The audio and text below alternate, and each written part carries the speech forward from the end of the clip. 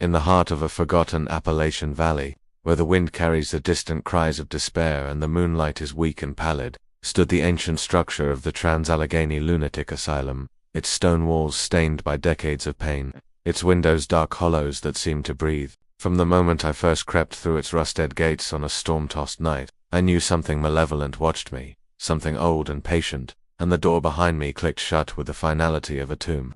The asylum had opened in the mid-19th century, built with a grand promise of compassionate care, but layered in its joints was the sorrow of thousands crammed into its wings, the echoes of treatments so misguided they became rituals of dread. As I wandered the long corridors, the faint hum of what might have been voices teased the corners of my hearing. The flickering beam of my flashlight revealed peeling wallpaper, adorned with ghosts of past lives and cracked tiles where something heavy had once been dragged. In ward after ward I passed rooms where gurneys sat abandoned, cold and skeletal, their wheels still coated in dust, yet marked with the imprint of despair. I entered the electroshock chamber and felt the air vibrate with static grief, the memory of old jolts and cries still clinging to the walls. Shadows darted just beyond sight. Corners seemed to shift when I blinked, and somewhere overhead the pipes groaned like a choir of lost souls. I found myself drawn to the infamous death tunnel, a long, low passage through which bodies had been discreetly moved away from the living wards. The air there was so cold it burned my lungs, and as I edged down, the light at the far end flickered and a figure leaned out of the darkness just for a moment, a nurse in a faded uniform, face ashen, eyes hollow, and then gone, leaving behind only a soft sob echoing in the tunnel's damp brick. I raced upward to the upper floors, the Gothic arched ceilings creaking, the windows rattling as if fingers tapped from outside. I paused at a door marked with a faded number and heard footsteps behind me. Spinning, I saw nothing, but in the beam of light I caught a face in the window, a boy, pale, worn, ragged clothes, standing still and staring with eyes of sorrow. He vanished as I raised my flashlight. My heart pounded. The walls themselves seemed to shrink, the corridor narrowing,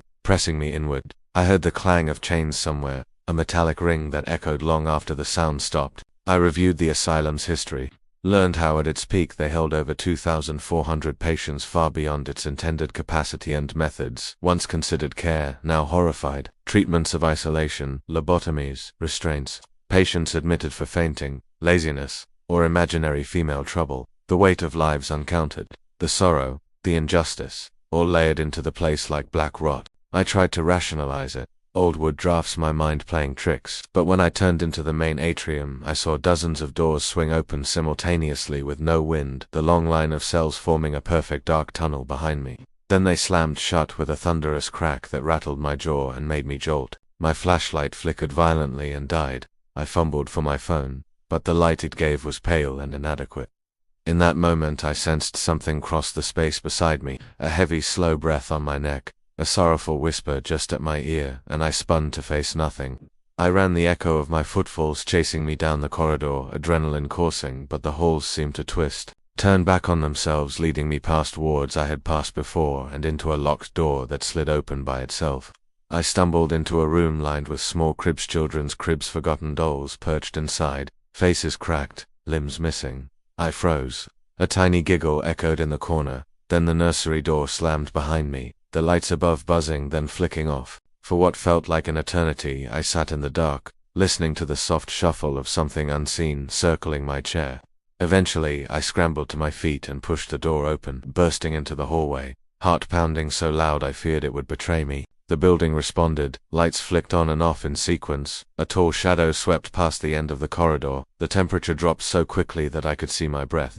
In the distance I heard a moan, low and resonant, rising to a keening lamented, sounded like the combined anguish of the forgotten thousands. I ran through the halls, downstairs, past long rows of windows that reflected a face behind me, though when I turned there was nothing. Then in the final stairwell I took a step and the floor beneath me creaked and cracked. A leg of the old wood gave, sending me through into total darkness, and I slid several feet, landing hard in a room below. I gasped, and the echo of my breath filled the room. As I sat there, battered, I realized I was not alone. In the moonlit window across I saw a figure in white, an older man perhaps, standing with his back turned, head tilted at an unnatural angle. He turned slowly, his face a blank void, and then dissolved into shimmering mist. I screamed and bolted upward, finding the exit eventually.